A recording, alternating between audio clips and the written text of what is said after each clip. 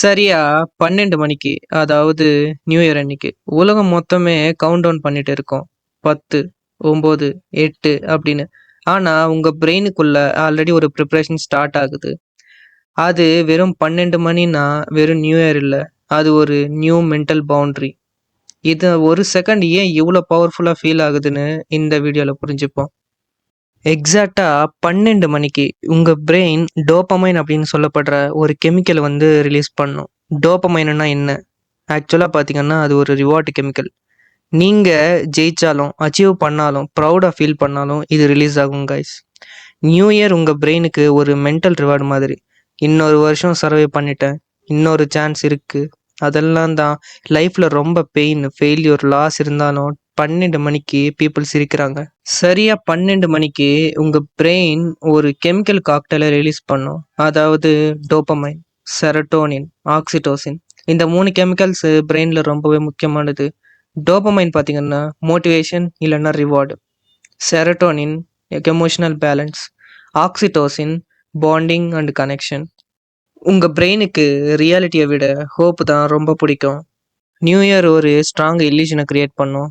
நாளைக்கு நல்லா இருக்கும், இந்த வருஷம் சக்ஸஸ் ஆவேன், அது மட்டும் இல்லாமல் நான் கண்டிப்பாக மாறுவேன். இந்த ஹோப் மட்டுமே உங்கள் பிரெயினுக்கு எனர்ஜியை கொடுக்கும். அதனால தான் ஜான்வரி 1க்கு மோட்டிவேஷன் பீக்கில் இருக்கும். வெளியில் எதுவும் சேஞ்ச் ஆகலை, ஆனால் உங்கள் பிரெயினுக்குள்ள ஒரு சேஞ்ச் ஸ்டார்ட் ஆகுது. அதனால தான் நியூ இயர் மிட் நைட்டில் சடனாக எல்லாரோட கனெக்ட் ஆகுற மாதிரி ஃபீல் ஆகும். பேசாத பீப்புள் கூட விஷ் பண்ணுவாங்க. இது செலிப்ரேஷன் இல்லை, இது ஜஸ்ட் பிரெயின் கெமிஸ்ட்ரி. உங்கள் பிரெயினுக்கு கிளாக் மாதிரி டைம் புரியாது. அது ஈவெண்ட்ஸு தான் டைமாக மெஷர் பண்ணும். நியூ இயர் ஒரு பிக் ஈவெண்ட் மேக்கர். அதனால் பிரெயின் சொல்லும் ஓல்டு ப்ராப்ளம்ஸ் முடிஞ்சிச்சு, நியூ பாசிபிலிட்டிஸ் ஓப்பன் ஆகிடுச்சு. இதுதான் டோபமைன் ஸ்பைக் கிரியேட் பண்ணுது. அது மட்டும் இல்லாமல் ஹோப். ஹோப்னா வீக்னஸ் இல்லை, ஹோப்னா சர்வைவல் டூல். ஆயிரக்கணக்கான வருஷம் மனுஷன் சர்வை பண்ணதுக்கு ரீசன் பிரெயின் இந்த தாட்டோட இருந்தது தான். நாளைக்கு பெட்டராக இருக்கும் அப்படின்ற ஒரே ஒரு விஷயம் மட்டும்தான். நியூ இயர் இந்த பிலீஃபை ஸ்ட்ராங்காக ஆக்டிவேட் பண்ணும். இப்போது நான் சொல்ல போகிற ட்ரூத்து நீங்கள் எங்கேயும் கேட்டிருக்க மாட்டீங்க. நிறைய பேருக்கு தெரியாமல் கூட இருந்திருக்கலாம்.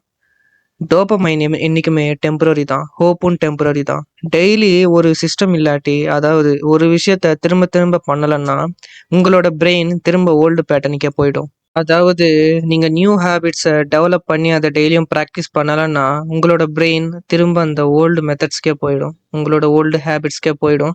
திரும்ப உங்களை டவுன்ஃபாலுக்கே கொண்டு வந்துடும். சைக்காலஜியில் இதை ஃப்ரெஷ் ஸ்டார்ட் எஃபெக்ட்னு சொல்லுவாங்க. உங்கள் பிரெயின் லைஃப்பை சாப்டர்ஸாக டிவைட் பண்ணும். ஓல்டு இயர்னா old mistakes, old pain. New இயர்னா ஒரு க்ளீன் ஸ்லேட் மாதிரி. உங்கள் பிரெயின் சொல்லும், முன்னாடி நடந்ததெல்லாம் இப்போ முக்கியம் இல்லை, நான் திரும்ப ஸ்டார்ட் பண்ண போகிறேன். அதனால தான் நியூ இயரில் ரெசல்யூஷன்ஸ் எடுக்கிறாங்க. மார்ச்சில் இல்லை, ஆகஸ்டில் இல்லை, நியூ இயரில் மட்டும்தான்.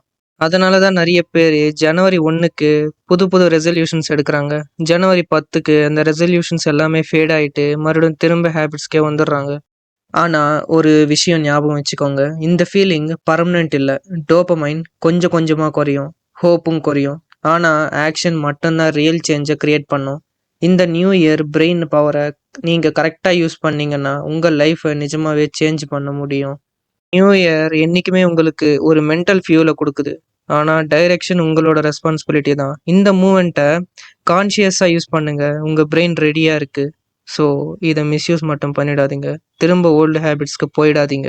கடைசியாக ஒரே ஒரு விஷயத்த சொல்லிட்டு இந்த வீடியோவை முடிச்சுக்கிறேன். If you felt this deeply, share this with someone who needs a fresh start.